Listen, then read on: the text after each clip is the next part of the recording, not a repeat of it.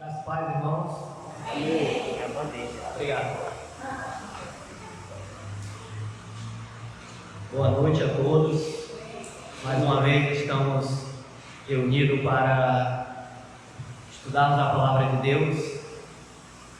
Hoje, dando continuidade ao estudo dos profetas menores, estudaremos o livro de Sofonias. Sofonias, um livro pouco pregado na Bíblia. Eu acredito que durante esses 10, quase 11 anos aí de cristão convertido, eu nunca ouvi uma mensagem em Sofonias. Então é difícil de se ouvir uma mensagem em alguns livros da Bíblia, né? Mas é a palavra de Deus, né? Aqui é a palavra de Deus e é inspirada por Deus para trazer um aprendizado a cada um de nós, trazer uma lição nesse determinado momento aqui, e nós podemos tirar algumas lições para a nossa vida desse livro. Então o intuito do estudo, né, é nós compreendermos, eu sempre digo aqui, compreendermos a respeito de cada livro, seus fatos principais, seus temas principais, que nós possamos conhecer melhor a palavra do Senhor.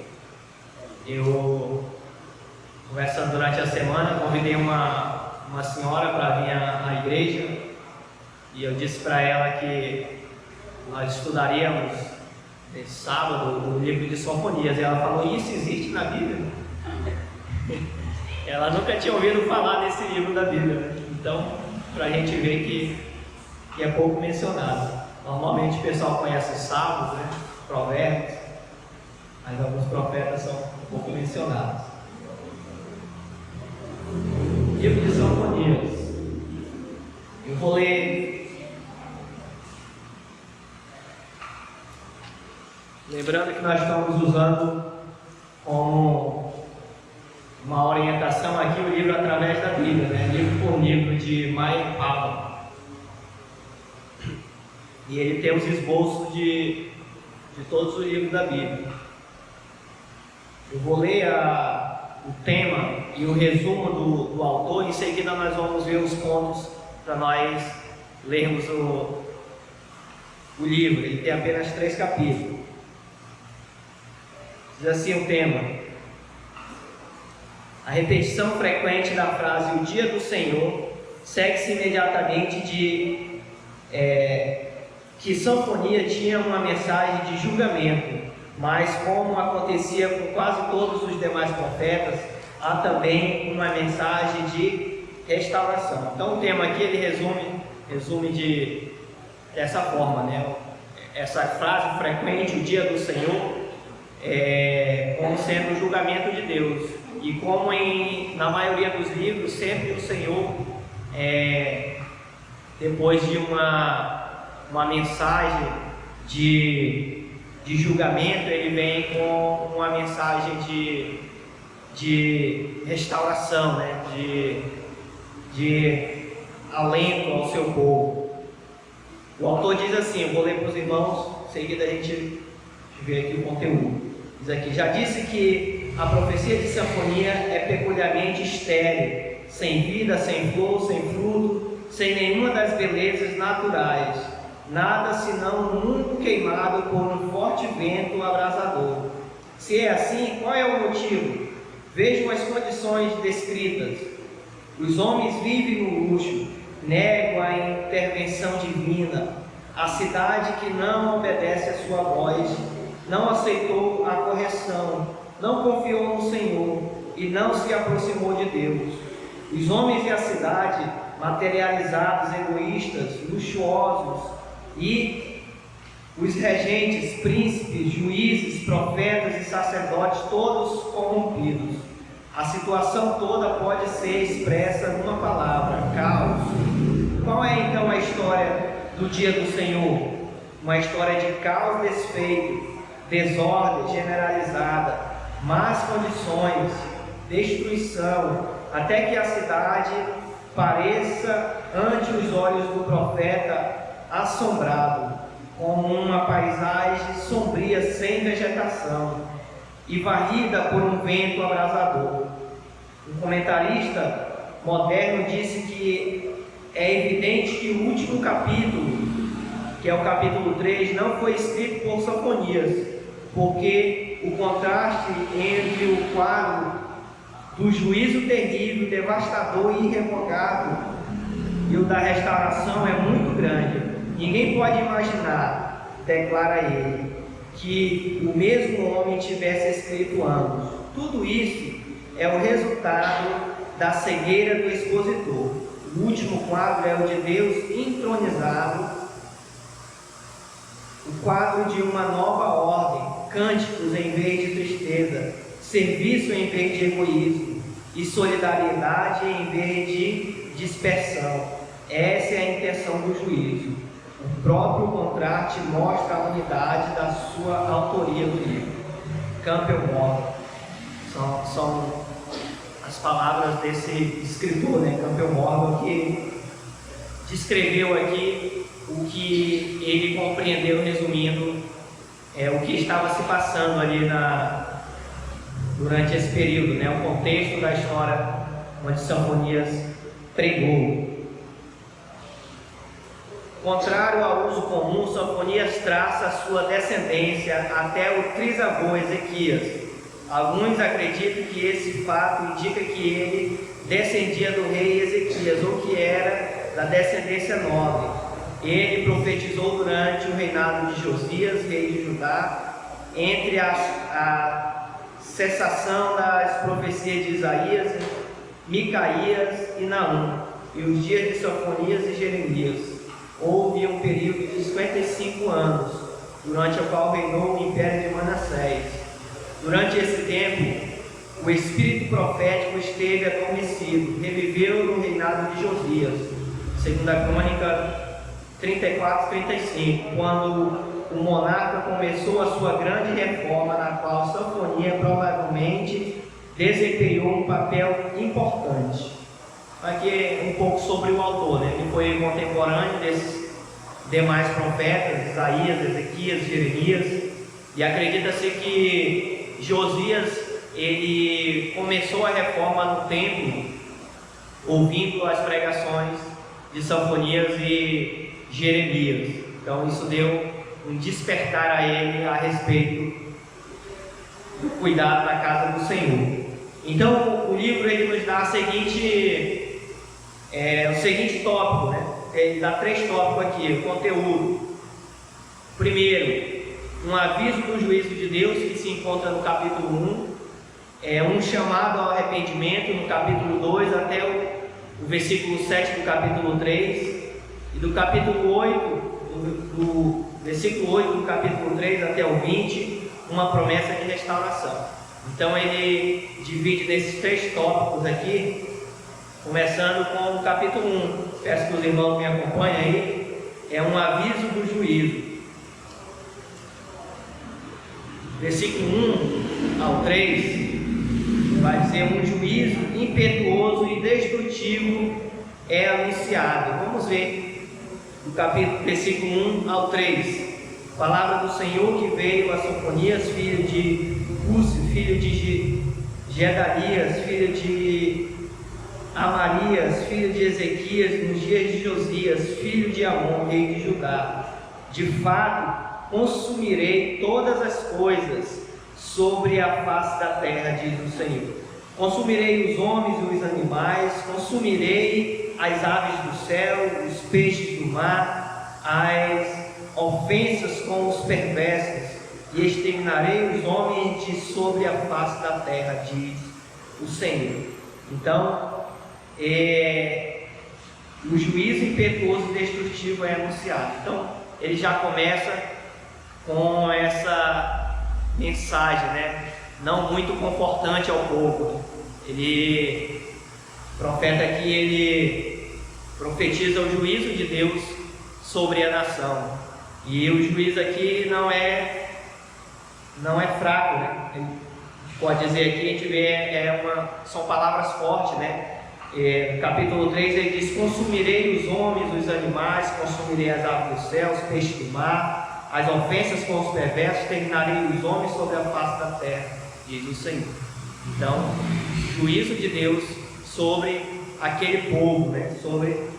E versículo 4 ao 6 vai falar uma profecia sobre a destruição da idolatria cumprida no reinado de Josias. Então, ele vai dar uma profecia a respeito da idolatria, que essa profecia ela foi cumprida no reinado de Josias. Vamos ver o que diz versículo 4 ao 6. Estenderei a mão contra Judá e contra todos os habitantes de Jerusalém. Exterminarei deste lugar o resto de Baal, o nome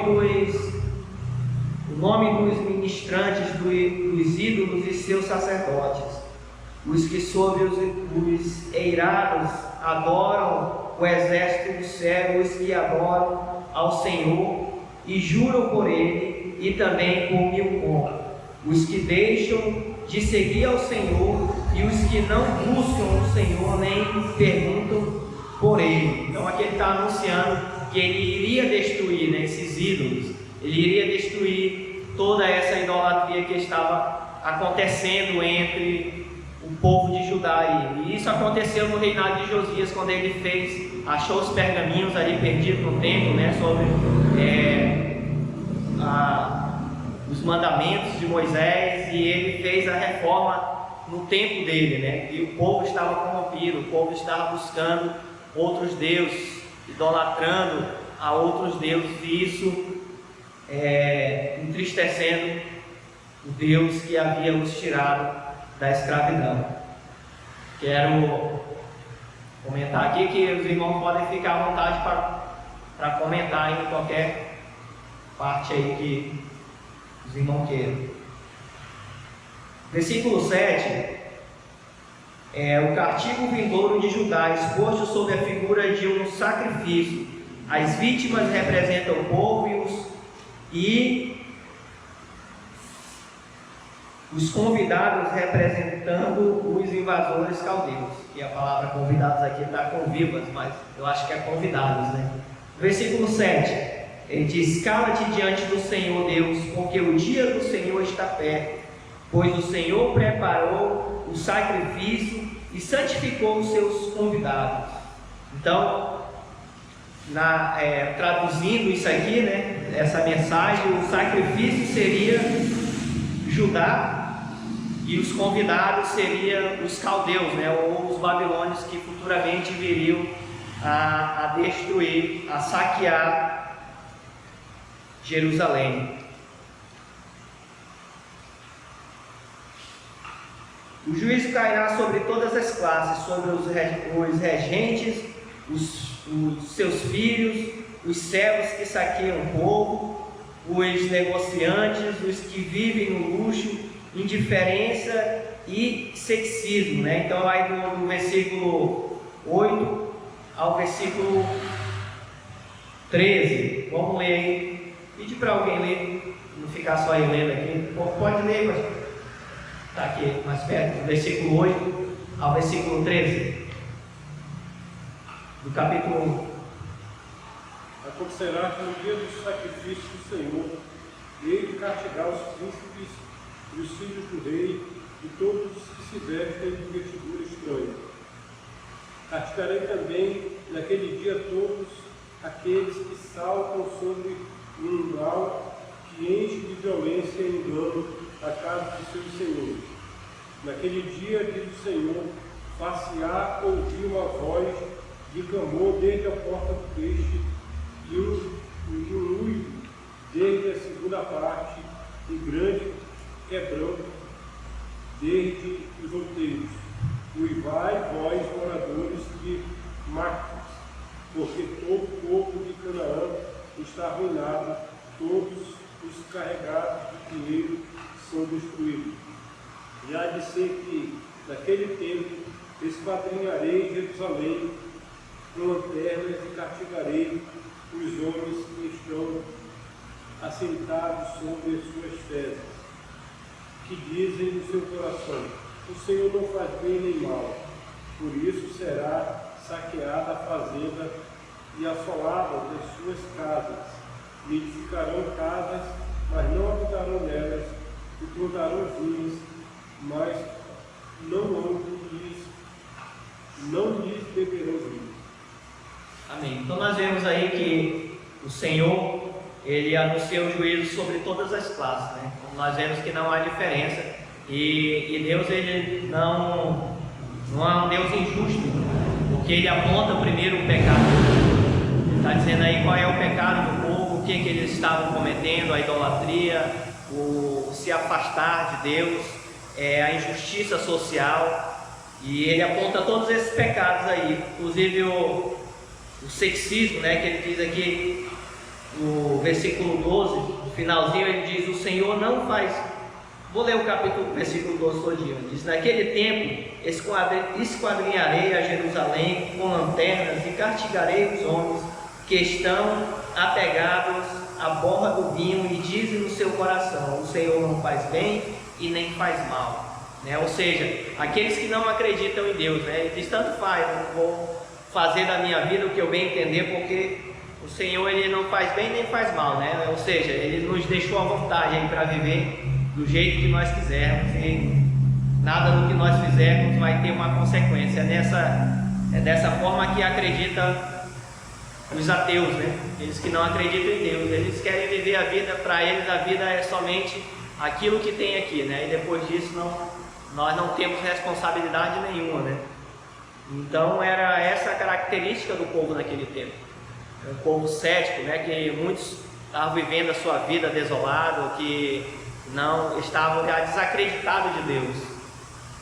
Como nós lemos aqui no livro, no comentário do autor, diz que havia 50 anos que Deus não havia falado por profeta algum, né? Então havia ali um adormecimento do ministério profético. Então, quando Deus se cala, né, a tendência é que o povo ele vá se esfriando a cada dia mais. Por isso que, né, para nossas vidas hoje, quanto mais nós nos afastamos do convívio da igreja, mais nós nos esfriamos na fé, né? Mais nós vamos ficando frios na fé, porque quanto mais nós ouvimos, mais nós estamos em comunhão com Deus, mais a nossa fé ela é fortalecida, mais nós cremos no Senhor, né? Então, a palavra de Deus ela é pregada para que a nossa fé ela venha a ser fortalecida, para que nós venhamos corrigir diante de Deus, viver de acordo com a palavra de Deus, e isso nos fortalece a cada dia mais.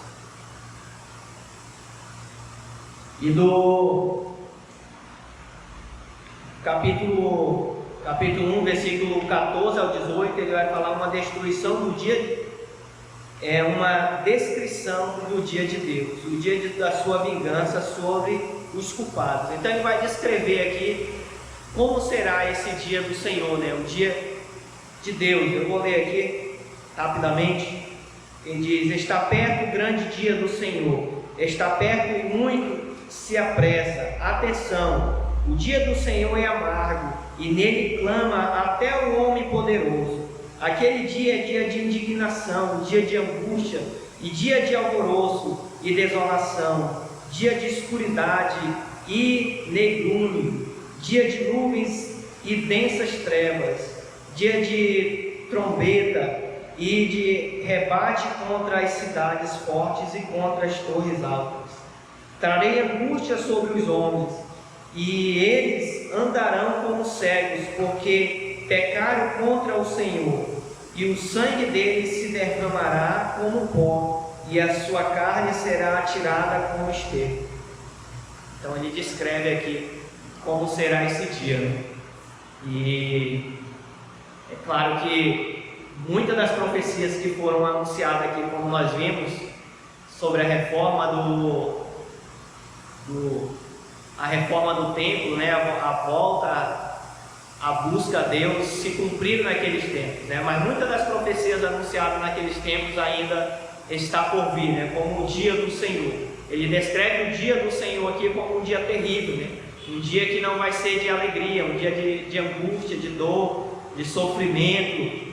E diz que aqui o sangue desses que vão ser lançados será como esterco a Deus, né? Ou seja, que de nada vale, né? Ou seja, aqueles que nunca quiseram um compromisso com Deus, nunca se firmaram na presença do Senhor, né? Aqueles que nunca se renderam aos pés do Senhor e viveram a sua vida desolada, né? Esses sofrerão o castigo de Deus, né? A angústia, esse dia de angústia. Então ele descreve aqui como será esse dia. Sim. A gente lembra, a gente faz lembrarmos, né, de outros acontecimentos de juízos que Deus proferiu sobre nós.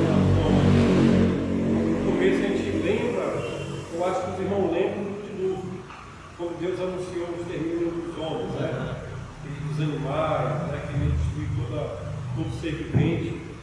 Faz nos lembrar, né? E a gente percebe também que a história de Israel sempre foi repetitiva, sempre foi a mesma coisa, e sempre se agravando mais, mas cometendo os mesmos pecados, o povo da idolatria, os sacerdotes se corrompendo, os profetas profetizando por suborno, né? E aqui nesse texto que nós lemos, faz-nos lembrar do juízo de Deus, quando Jesus proferiu o Sermão do Monte, no capítulo 5, Mateus, capítulo 5, faz-nos lembrar de acontecimentos daquela época e de acontecimentos futuros, né? É o que ele está profetizando também, de acontecimentos que vai acontecer ali logo, e acontecimentos como você está falando do dia do Senhor. Nós vemos e já estudamos isso, né, que o dia do Senhor nem sempre é o julgamento final, né, mas sempre é aquele dia em que Deus, ele, por exemplo, como veio os babilônios e invadiu e levou. Então aquilo ali foi uma referência ao dia do Senhor, né, um dia de castigo, né, um dia que eles iam lamentar por não terem obedecido a Deus.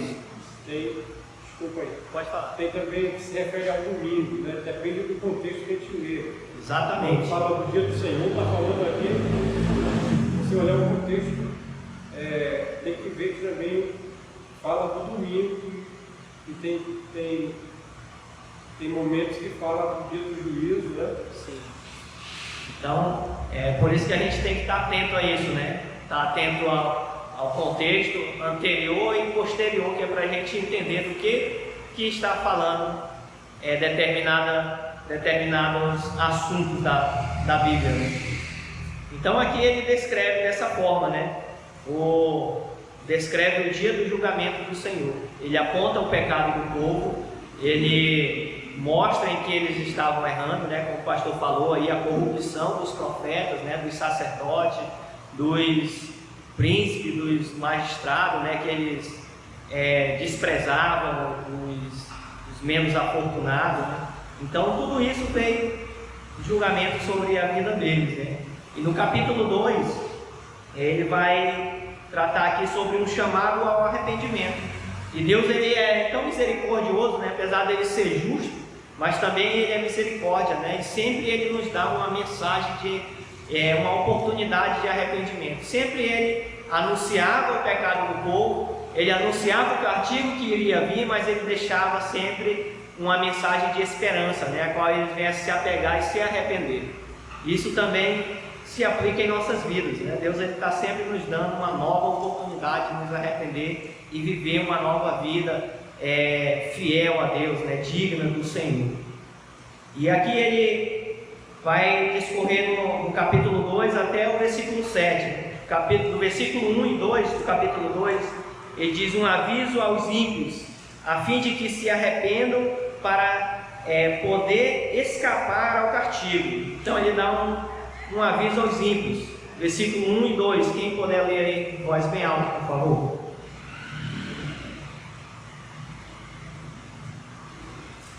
Congrega-te, sim, congrega-te, ó nação que não tem desejo, antes que saia o decreto, e o dia passe como a praga, antes que venha sobre vós a ira do Senhor, sim, antes que venha sobre vós a ira do dia do Senhor.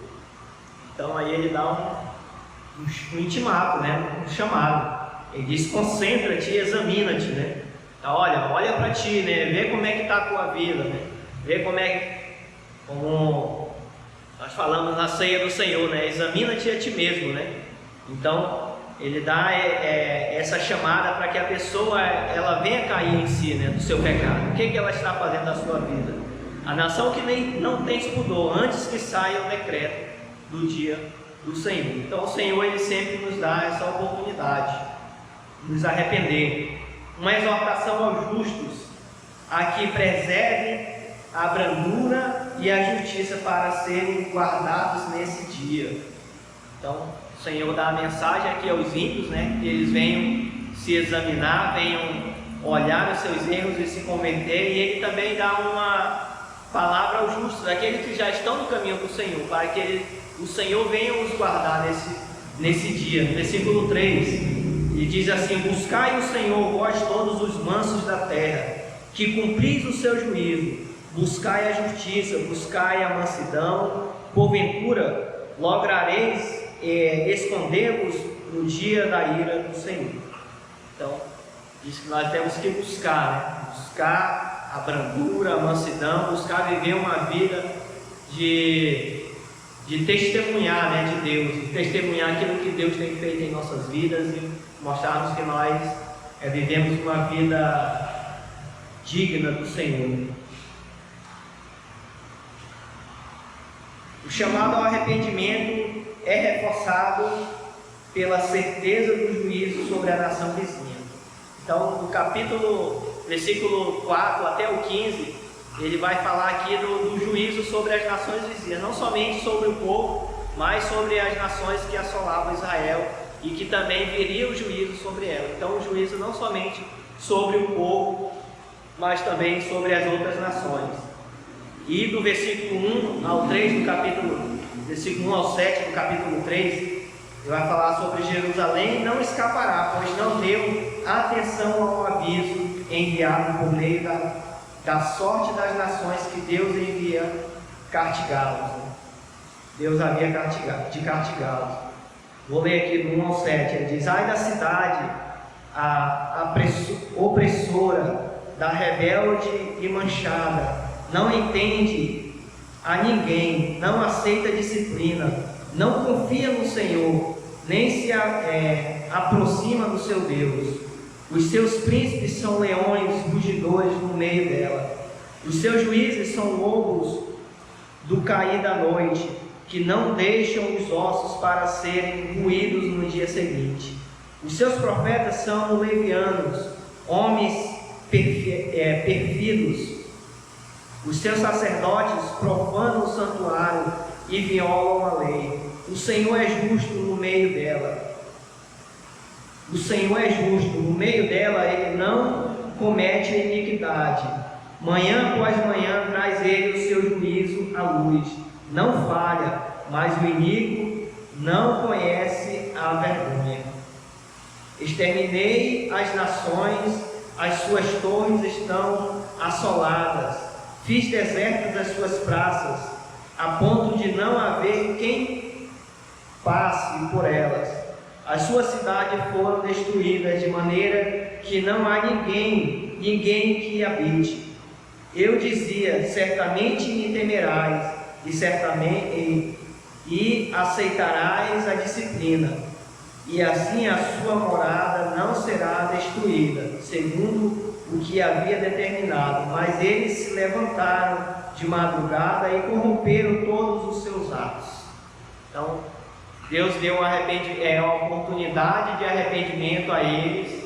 Deus deu ali, digamos que uma nova chance a eles, mas eles não aceitaram, né? Eles, assim como todos os demais, os sacerdotes, os príncipes, né? Eles se violaram, se corromperam, praticando ainda mais aquilo que eles haviam praticado, né?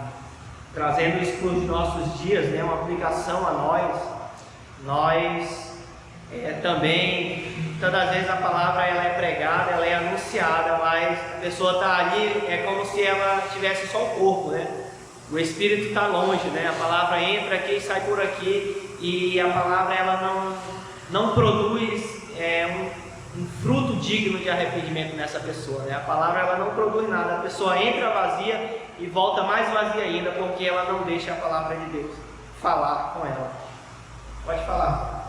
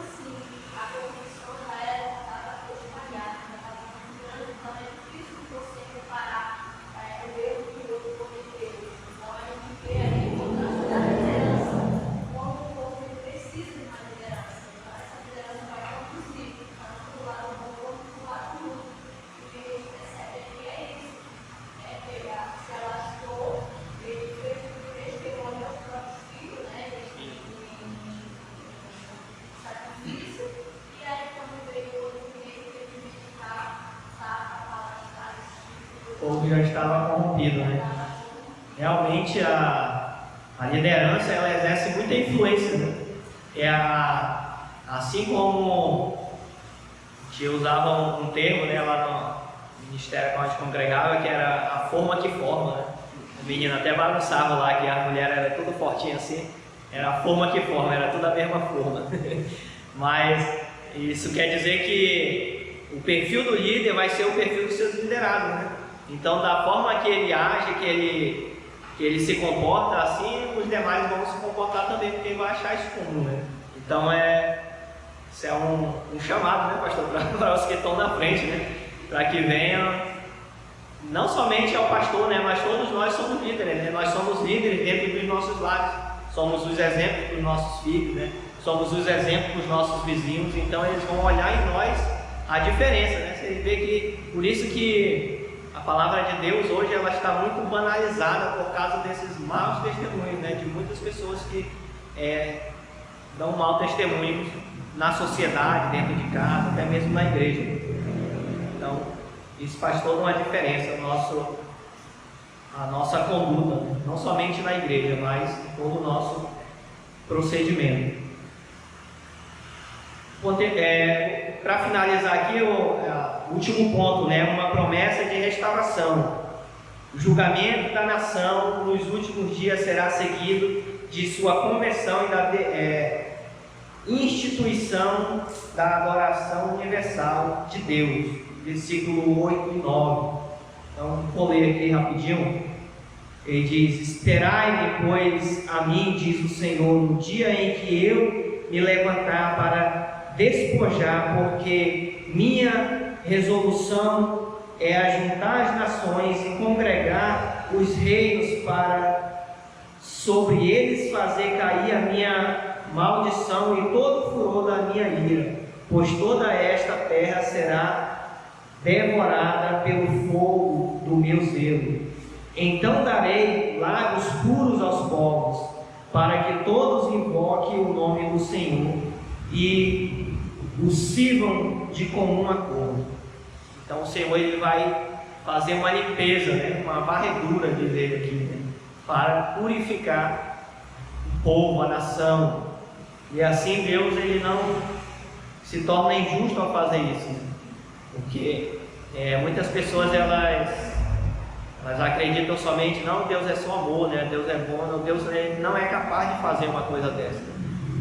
E aí quando nós olhamos para o Antigo Testamento e via como Deus ele mandava devastar, né, uma cidade, uma nação para purificar ali, para que não venha contaminar os demais, nós vemos também que Deus ele não é só amor, mas também ele é justiça, ele não é só misericórdia, mas é um Deus justo, né?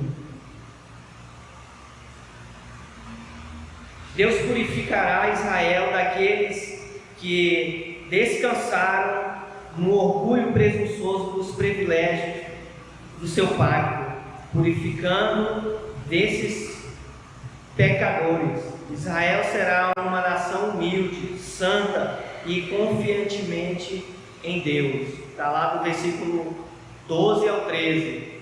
E por fim, Deus retirará a sua mão castigadora de Israel, abençoará o remanescente e castigará os inimigos de Israel e habitará no meio de uma nação restaurada e glorificada. Amém? Então, essa mensagem do livro de Sofonias, né? Apenas aqui não dá para a gente se deter nos detalhes e alguns versículos que a gente poderia tirar mais coisas daqui, né? Mas só para a gente ter uma noção do que se tratava, né? Julgamento de Deus sobre a nação,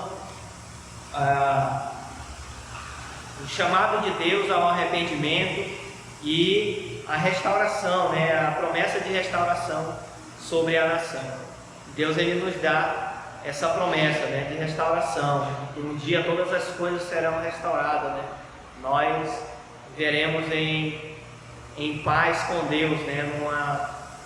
Numa cidade, num lugar onde não habita pecado, onde Deus limpará da sua presença, né, todo o mal, todo o pecado, e ali não habitará mal algum, né? E onde nós estaremos com o Senhor para todo sempre. Vamos orar e agradecer a Deus pela sua palavra. Deus santo e querido, Deus bendito, nós somos gratos ao Deus da tua palavra, que é viva e eficaz, que penetra os nossos corações, que quebra as nossas razões, ó Deus, e nos faz olhar para ti de forma diferente, Pai, que nos leva a te conhecer cada dia mais. Por isso nós te pedimos, Senhor, ajuda-nos na compreensão da tua palavra, que o teu Espírito possa nos iluminar a cada dia, Senhor, para compreender os teus decretos, para entender, Senhor, a tua vontade e viver em obediência a ti, ó Deus. Em nome de Jesus, nos abençoe e nos leve aos nossos trabalhos, debaixo da tua paz e proteção. Em nome de Jesus.